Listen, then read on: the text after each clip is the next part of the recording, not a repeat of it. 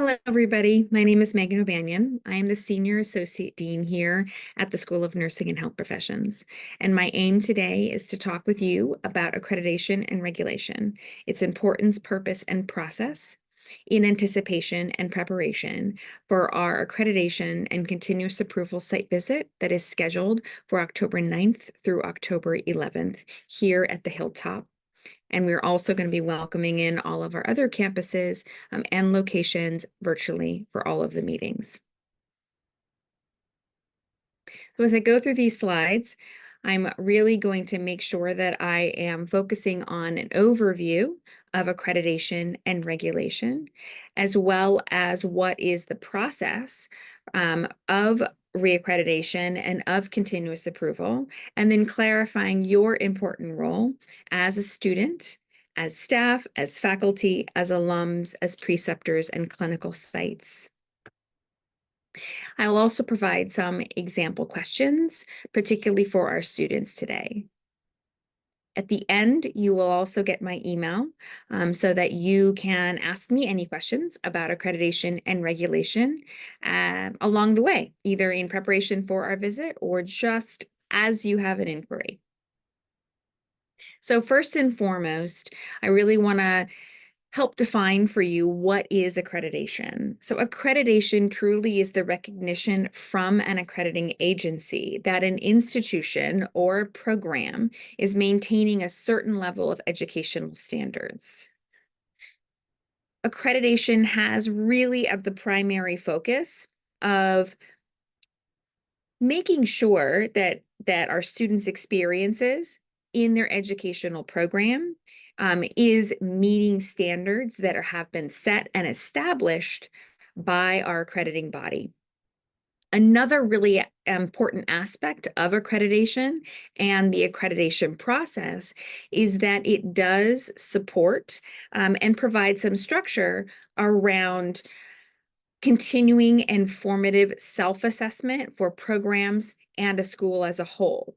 So in other words, how are we reviewing how we are doing, how we are treating our students, how the student outcomes that we have, the faculty outcomes that we have, how are we doing with our goals, and where do we need to focus some attention to make some ongoing programmatic and process improvements.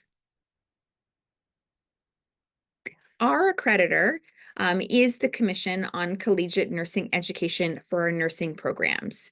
In the School of Nursing and Health Professions, we have several other professional programs that have different accreditors. These are accreditors, again, that are focused on the professional degree, and they're very specific to the competencies that need to get developed related to those professional degree. We're going to be welcoming in CCNE as our accreditor for this site visit that we are scheduled to have on October 9th through the 11th. CCNE is an autonomous arm of the American Association of Colleges of Nursing or AACN. The focus here, again, is to ensure quality and integrity of our nursing degree programs. So CCNE truly serves the public interest by assessing and identifying how we are engaging in effective educational processes. Because CCNE, as an accreditor, is a non-governmental body, it actually provides the opportunity for a peer review process. And I'll talk a little bit more about that when I describe the site visit team and the site visit process itself. As I said before, we need to be able to demonstrate how we are adhering to the standards of accreditation that are determined by CCNE, our accreditor. CCNE has formulated and adopted its own accreditation standards and procedures. And these inform baccalaureate and graduate nursing programs, as well as nurse residency programs. All of the standards of accreditation for CCNE are available on their website. The 4 standards that we need to respond to are Standard 1, which is really highly focused on mission and governance. And when we talk about mission and governance, we're actually talking about different layers of mission and governance. So what is the mission and values articulated by the university? What are the mission and values articulated by the school? And then how is that also reflected in the programs? For governance, we are to describe the governance model that we have here at the university, within the school, and within the program. And then not only who, but how are programs, the school, and the university governed? So what are the policies and procedures and practices that inform that governance? Standard 2 is focused on institutional commitment and resources. So when I say the word resources, you're going to hear that a few times in this presentation. What I'm referring to are not only physical resources like places, classrooms, labs, buildings, things like that, campuses, but also resources like personnel, personnel resources, leadership, faculty, staff, as well as services. Services meaning student support services, academic affairs services. For the latter part, I'm really referring to all of those different services and facilities that support your educational experience and success. So a really good example would be advising is a fantastic, really important resource. How are you experiencing or have access to advisors? Whether they are advising by staff members that is much more administrative in the advising, or is it much more, or do you have a much more in-depth advising and a much more in-depth advising provided by faculty that really does support your entire experience in the degree program and provides mentorship and guidance towards your professional pathway, in addition to your progression through the degree program.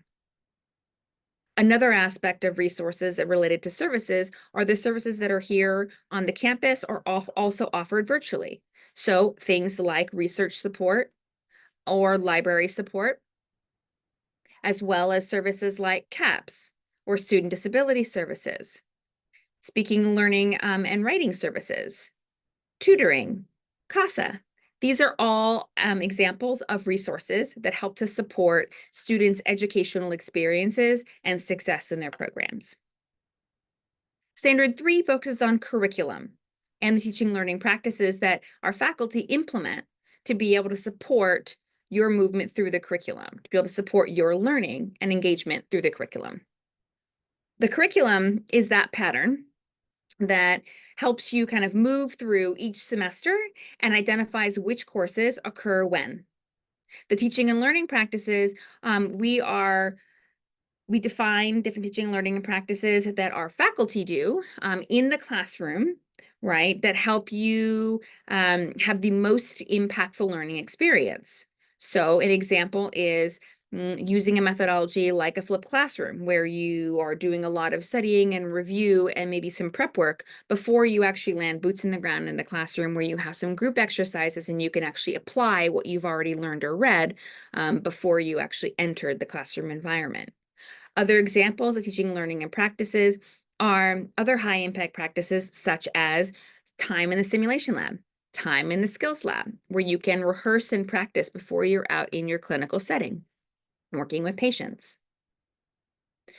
Standard 4 is my favorite standard because it really actually articulates the assessment and achievement of program outcomes. So it reviews data. So based on certain benchmarks in certain areas, such as retention, such as licensure, certification rates, other things like clinical evaluation, how are students doing in clinical settings, all of the data that is reflected from those assessments that happen through courses, through final exams, through HESI, things like that, those get represented as data points and as tables in Standard 4. So we can articulate and demonstrate how our students are achieving in the designated expected outcomes that we have established and are expected by the accreditor. Regulation. Regulation is different than accreditation. Regulation, the purpose of regulation is really to focus on ensuring programs' compliance with statutory and regulatory requirements. You are in a clinical program. And so the accreditor's job is to make sure that we are adhering to statutory and regulatory requirements that govern and design your clinical training so that you can have the most positive, healthy impact on the patients that you serve. So ultimately, how does the statutory and regulatory requirements, how are we adhering to them to ensure that we are protecting the public? Our regulator in California is the Board of Registered Nursing. The board has authority to approve registered nursing and advanced practice nursing programs in California and to come and visit us and make sure that we are in compliance with both statutory and regulatory requirements. One of the things I really want to highlight, and you'll see in another slide, is how a regulatory body and an accrediting body really are similar and really are different, and how that impacts you as a student as you participate in this actual site visit. So you'll hear more about that in a moment. I first want to highlight that the actual regulations that we need to be able to speak to and address for pre-licensure programs are listed here. These also can be found directly on the Board of Registered Nursing website, but we are required to move through 8 sections that really articulate who is, again, governing and leading the programs. Who are they? Who are those fabulous people? The dean, our program directors, our leads, those key individuals that you are able to interact with on a regular basis. How does the program evaluate itself? So in other words, what data do we use and when do we look at that data and examine that data towards continuous progressive quality improvement in each program? You see in section 3 there, again, resources. Do we have sufficient resources to be able to support our students' learning experience and to help them be the most successful possible? These are the same resources that I was referring to before when I was going through the standards of accreditation. Standard section 4 really speaks to program administration and faculty qualifications. Standard 5 again speaks about curriculum. How is it designed? How is it organized? What courses are actually included? What do those courses look like in terms of the course learning outcomes that are identified in the syllabus? How do we evaluate clinical effectiveness? How do we evaluate your clinical progress? As well as how concurrent are the theory and the clinical practice in the semester in each program. Section 6 really focuses on clinical facilities. Where do you have your clinical placements? What types of clinical placements do you have throughout the time that you're in the program? Section 7 talks about student participation. So how are students involved in the program? How do you provide feedback to the program, to faculty? How do you provide feedback to the university? How are you engaged in the essential processes related to program evaluation? Do you have student groups? Do those student groups get to come into faculty meetings or program meetings and be able to share some questions, concerns, successes, and provide feedback in those forums? So how do students participate in the program? I am fortunate to be able to be on the SONHP Program Evaluation Committee, and on that committee we have student representatives that are from MEMSM program and from another health professions program, and so students are engaged in that committee, particularly in looking at how we evaluate our programs, the program learning outcomes, and the course learning objectives. And then finally, conclusion, section 8 is really focused on our strengths and our areas of attention based on, did we achieve the outcomes that we have expected or designed to achieve and indicated that we need to achieve? How are we doing on those? And are there areas in which we have some areas of improvement? We also have regulations that are different for our nurse practitioner programs. And those are language a little different, but their primary focus, again, is who do we train? So what kind of categories of nurse practitioners? What are our nurse practitioner programs designed to do? How do the program requirements, the curriculum, really meet the certification criteria for nurse practitioners? How do we evaluate the credentials of those that are in the program, supporting the program, not only our faculty, but our preceptors? And then looking at, again, the overall curriculum as a whole and the resources to support the education. So here's my favorite slide. This really talks about how accreditation, CCNE, and regulation, CABRN, are different. They have different focuses.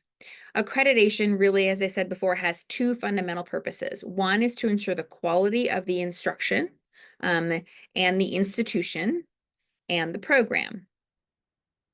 But two, it also really helps to assist improvement of the institution and the program. So it focuses on assessment and review of the mission, goals, and expected outcomes. CCNE as an accreditor, as a nursing accreditor, its focus is on all of our nursing programs. Our nursing programs, such as the BSN program, no matter what point of entry, whether you are a first-time first year or a transfer student, no matter what location you are being educated at, whether you're here in San Francisco or you're here in Sacramento. It looks at the BSN program. CCNE also looks at all of our MSN programs. And when I say MSN programs, I'm meaning the final degree MSN that you come out with from your program. And it looks at all the different types of students that come into that MSN program, the different points of entry and location. So our MEMSN, RN MSN, points of entry, and our location, Orange County, Hilltop, Online, Kaiser. DMP, so we've got an HSL DMP program, which is our Health Systems Leadership DMP program, and we also have our nurse practitioner DMP programs, as well as the last item on here is our APRN postdoctoral certificate. There's actually two of them, and they are NP focused, they're nurse practitioner focused. One is an FNP and one is a psych mental health NP. Now, our Board of Registered Nursing, our approver, our regulatory body, its focus is to ensure programs' compliance, as I said, with statutory and regulatory requirements. The focus, again, of the review is to protect the public. So are we training kind of safe practicing clinicians? The CABRN approves only our BSN and MEMSN programs. So what I'm referring to is I'm saying that they are only reviewing our pre-licensure types of degree programs or points of entry, as well as our nurse practitioner DMP program. So there's only select groups of students and faculty that our California BRN visiting teams are going to be visiting and talking with, whereas our CCNE team is going to be visiting and talking with students and faculty and alums from all of our nursing degree programs. Here's an outline of the overall process of reaccreditation, CCNE, or continuous approval, CABRN.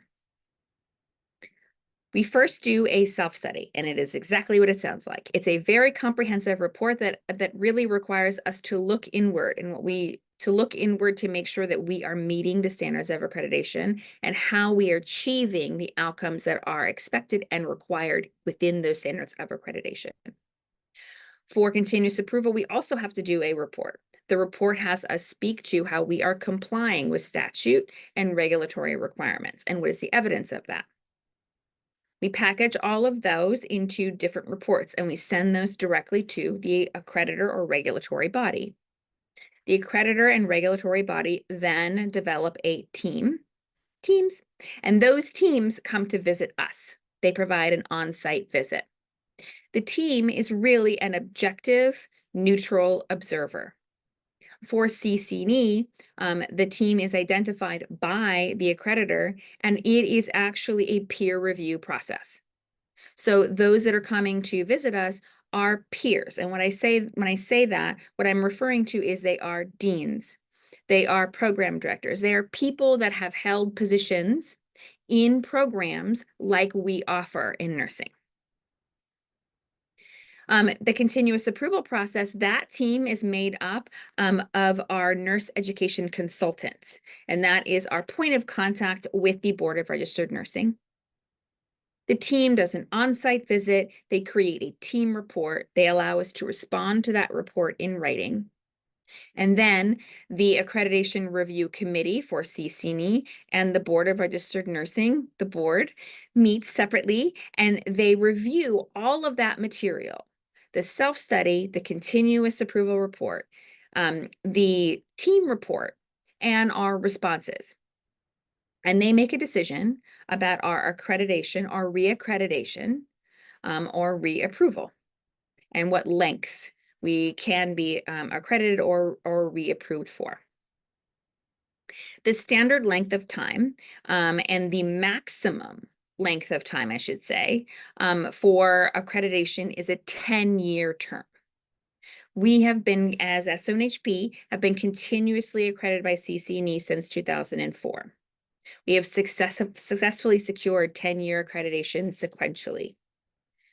So the CCNE has not visited us for 10 years. So you can imagine this is an incredibly important visit. It's been a long time, and they're really here to see you and to meet with our faculty.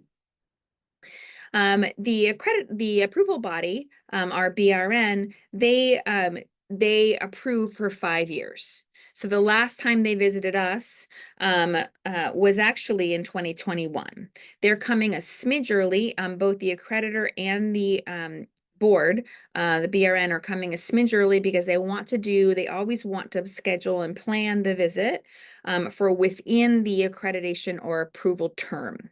Right, so accreditation and continuous approval doesn't lapse. So they come a little early to ensure that for the students and for the program and for the school. So as I said, for the site visit, our site visitors, they really are here to review and observe the programs as a whole. Their focus is as a neutral observer to report back to the accreditor or to the Board of Registered Nursing. The team forms its judgments about the institution and the programs, so institution meaning school and university, and the programs, the degree programs, BSN, MSN, DNP, based on the self-study document that we have submitted and on the observations and impressions during the site visit. So those judgments are documented and those evaluations are documented in their report. So because we have 2 simultaneous visits that are occurring between the date of October 9th through October 11th, and because our accreditor and our regulator have slightly different focuses, they are going to be meeting with somewhat different groups. Some of you are lucky enough to meet with both the accreditor and the regulator, but not every student is going to be meeting, not every student group is going to be meeting with both the BRN or the CCNE. They will meet with just one, CCNE. So in this slide, what you're seeing is the date and time of the student scheduled meeting with the Board of Registered Nursing visiting team and the accrediting body CCNE visiting team. And what you'll see there is that if you are a BSN student, you have a meeting from 10 to 11 on October 9th with the BRN. In that meeting, you will also have other students that will be present with you, either live in person or joining virtually through Zoom, that may be ME/MSN students and NP/DNP students. On October 10th from 10 to 10:45, CCNE will be meeting with the BSN, MSN, and DNP and APRN certificate students.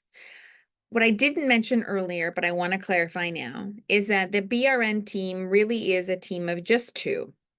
They are nursing education coordinators and consultants that are coming in.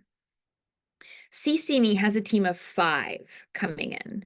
So the CCNE team on October 10th is going to probably break up and have, one team member meeting with the BSN students at the same time as another team member meeting with the MSN students, at the same time as another team member meeting with the DNP and APRN certificate students.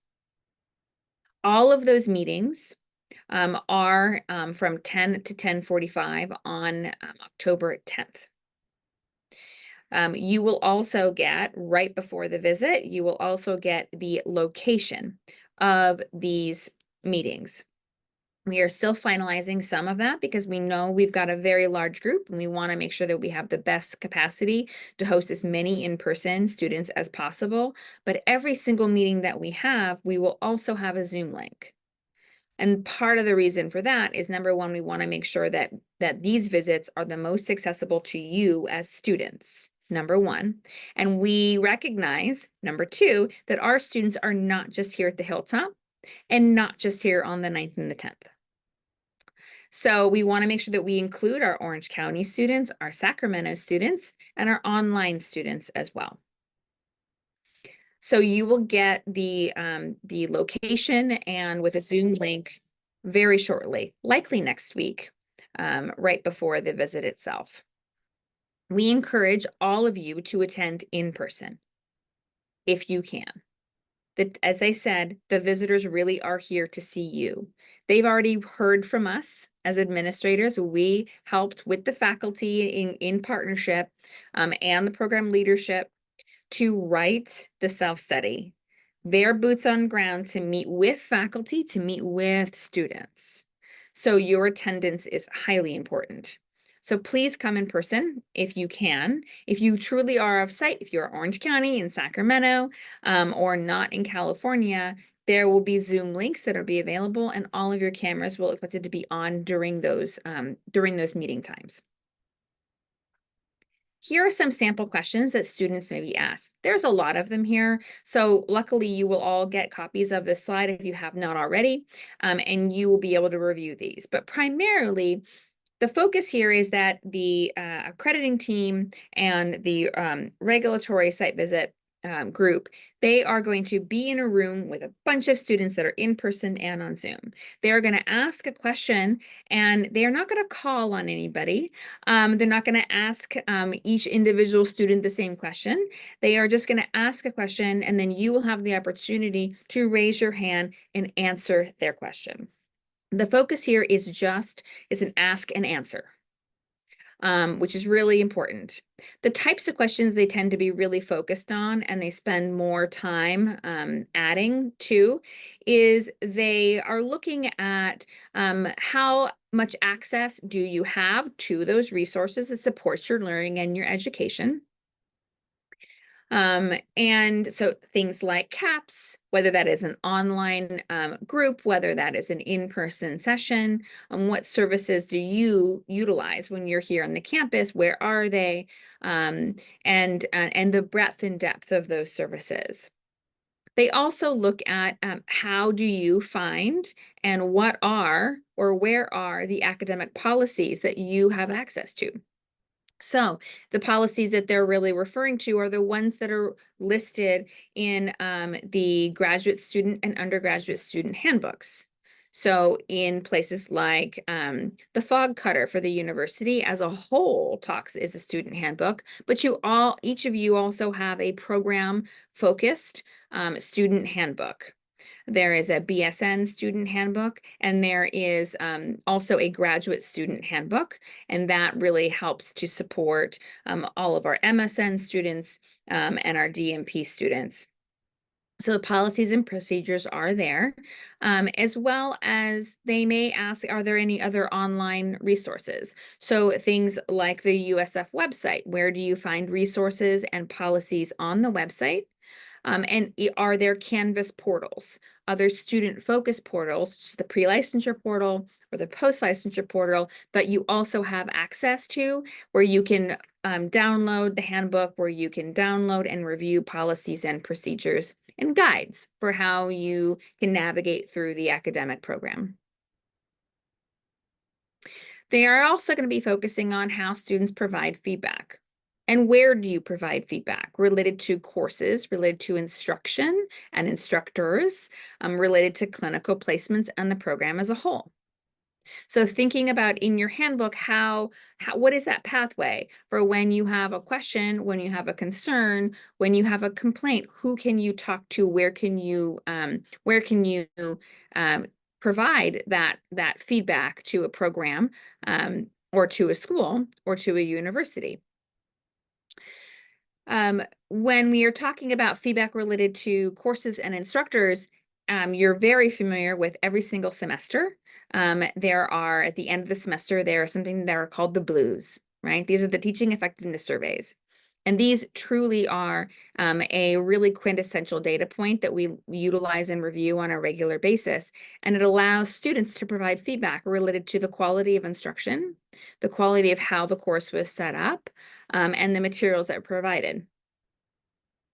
In terms of placements, for our pre-licensure students, we have every single semester, we seek out and we provide a link to a survey, which is the clinical training site kind of evaluation. And you can provide feedback related to how your clinical training experience was really met by your experience at the site.